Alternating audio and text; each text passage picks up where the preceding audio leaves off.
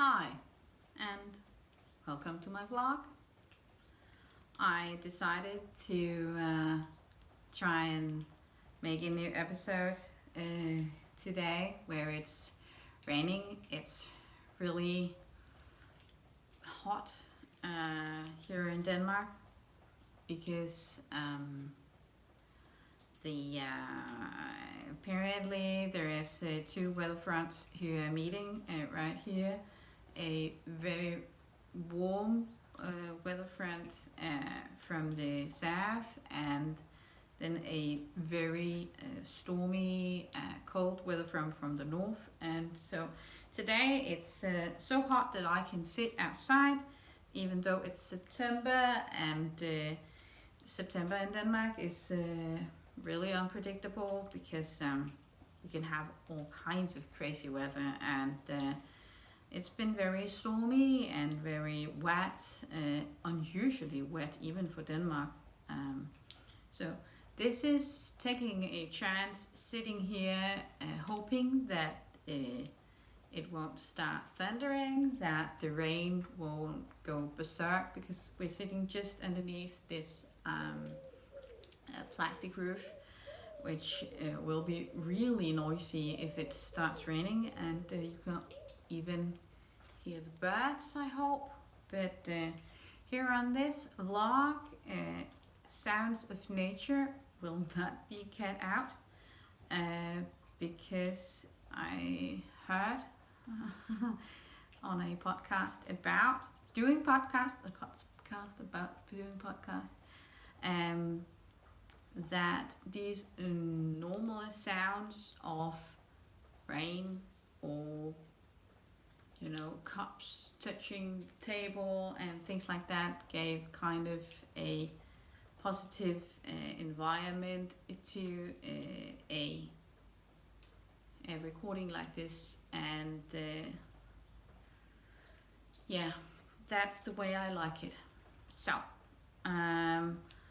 what I'm going to show you today is actually an old project from way before I started doing this English podcast.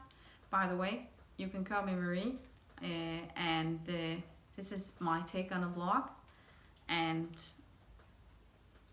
I am going to show you this very green thing in a yarn that I can't buy from the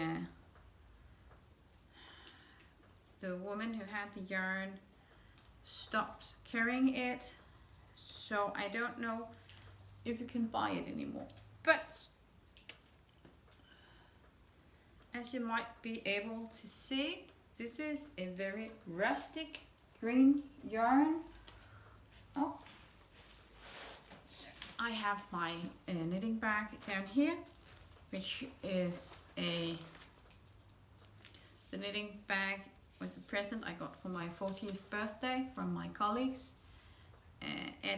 It's from Hammershus Fair Trade. I'll just write the name down here. They get these baskets made somewhere in Africa. So they are fair trade, these baskets, and very beautiful. So I have this one and I have another one. I can't remember if I showed it before, but the yarn, that's what it came from. It's lap wool enkelt, which means single. And it's from by Kilrik. I'll write her name down here. And it's okay. This is in Danish, so this is going to be guess it's called Lat wool. It's from Lithuania. Yeah, no, not Lithuania. Latvia. Latvia? Yeah, I think. Yeah, Latvia, not Lithuania. And it's a dark-headed sheep. 70% wool from a dark-headed Lithuanian sheep. And 30% merino. It's a fingering yarn. It runs 420 meters in 100 grams. And these, I got these in skeins, and they are all different, which is fun. By Killerik, a Danish dyer. She has a shop way up in the northern part of Denmark, here in Jutland, Jylland, where I live.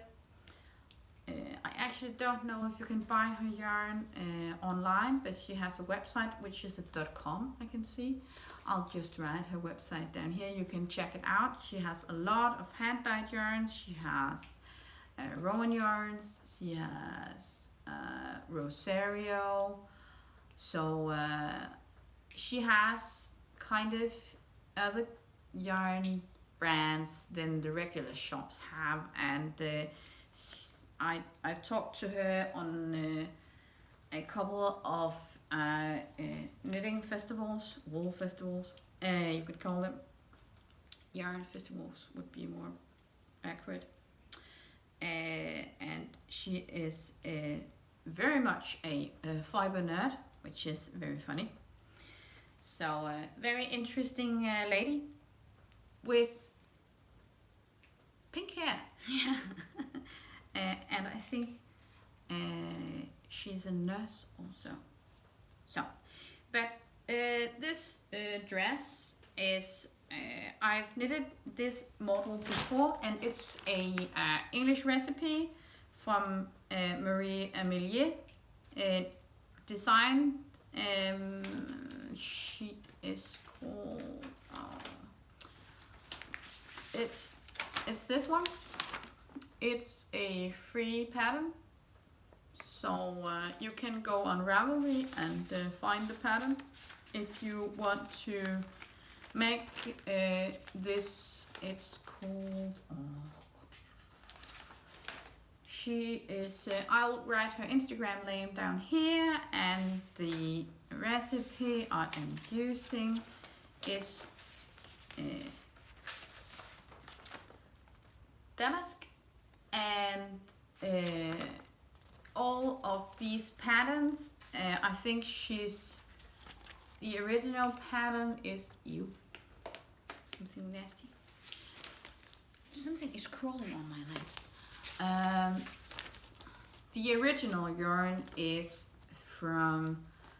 a Madeline Tosh yarn, and a lot of her recipes, which I think they are all free in there on Ravelry, and she has a lot of beautiful patterns, all in English and in French. I know, I'm not sure if there are in any other languages, but I guess if you can understand what I'm saying, then you can do an English pattern too, no props. But instead of repeating the what do you call them, the chart as it is in her recipe, I've just done a lot of different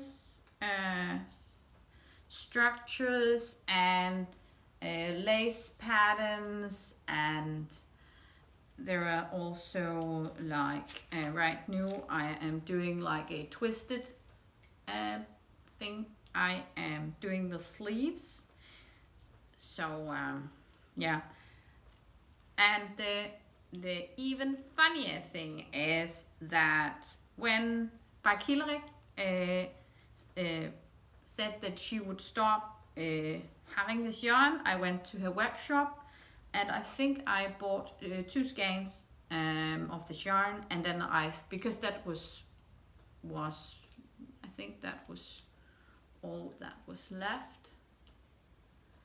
Yeah, And then I got it home and I loved the color, and I thought, well, what am I going to do with this? Because you do a lot of dresses. Is this enough yarn for a dress? And then I went on Recraft, which is an app where you can buy and sell your yarn.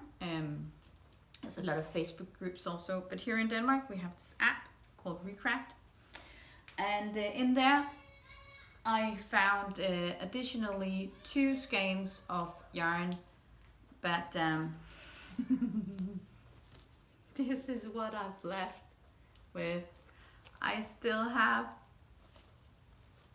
4 full skeins of yarn. I think I might have bought 3 and then bought an additional 2, so I had 500 grams of this yarn, which doesn't sound crazy, but apparently it is. Sorry, we just got interrupted. My son is watching Paw Patrol inside, and my husband just got home, so I had to say hello to him. And now I'm missing a little needle. 1, 2, 3. I always, if I can, only use 3 when I use these, what do you call them? I'm not sure I know what they're called in English, but I guess if you're a knitter, you know what I'm talking about.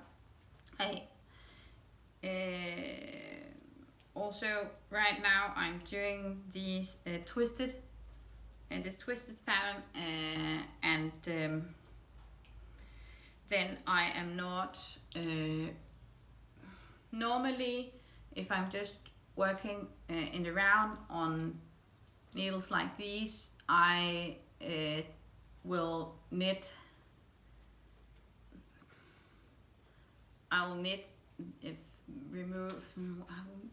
I'll shift the point where they meet all the time. So when I'm done with the stitches on this, I'll knit the first 2 stitches on the next one, and that way I avoid making like ladders in my knitting.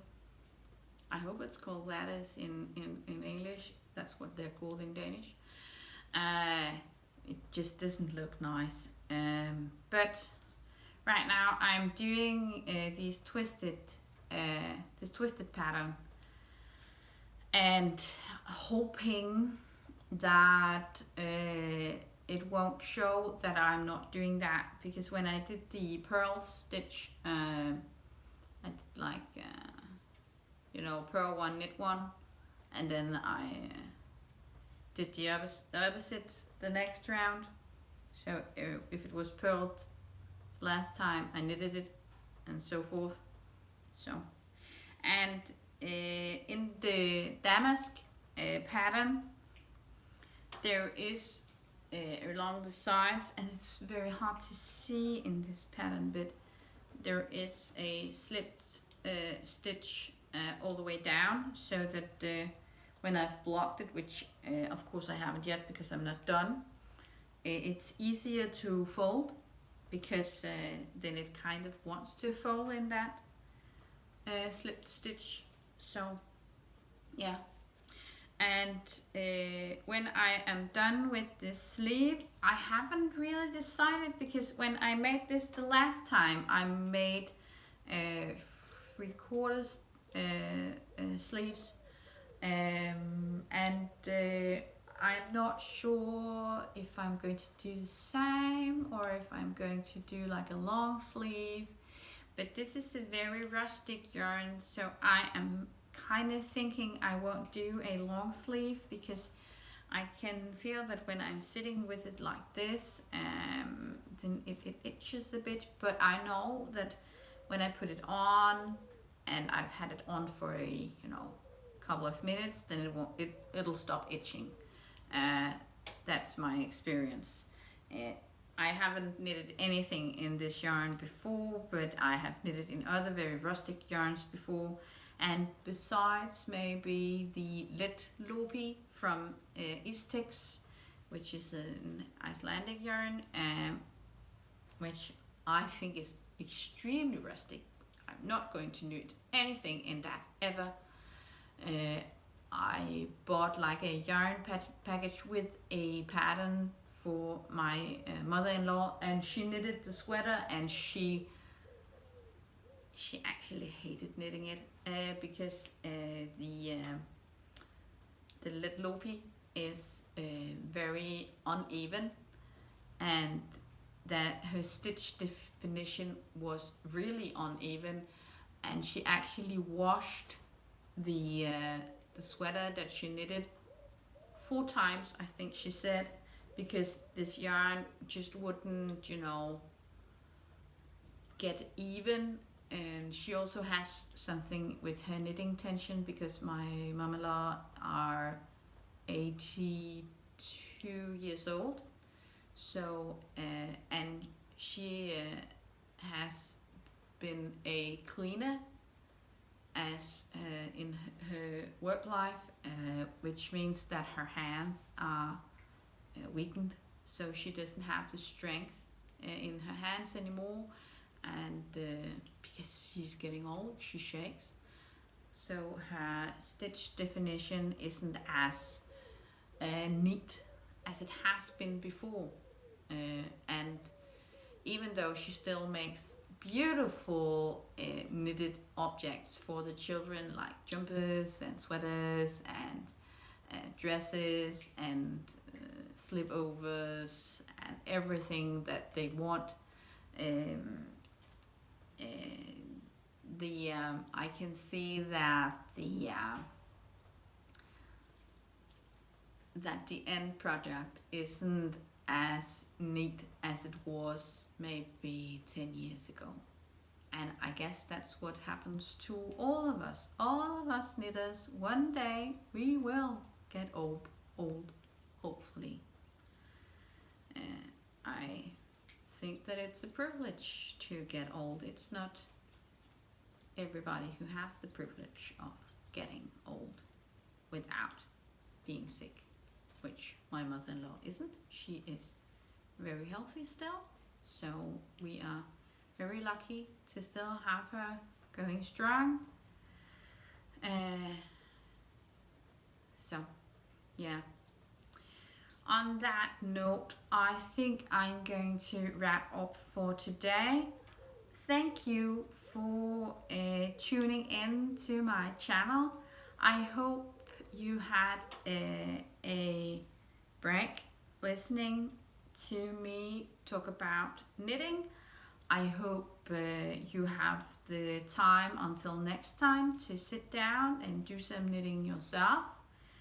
I hope you find my vlog inspiring or funny or calming, or whatever reason you are listening to this. And I hope you will come back again another time. As always, remember to give this video a like, leave me a comment, and remember to subscribe to my channel so that other knitters or people who are interested in this vlog will find my vlog, and we can build this beautiful community that knitting is. So until next time, have a nice day.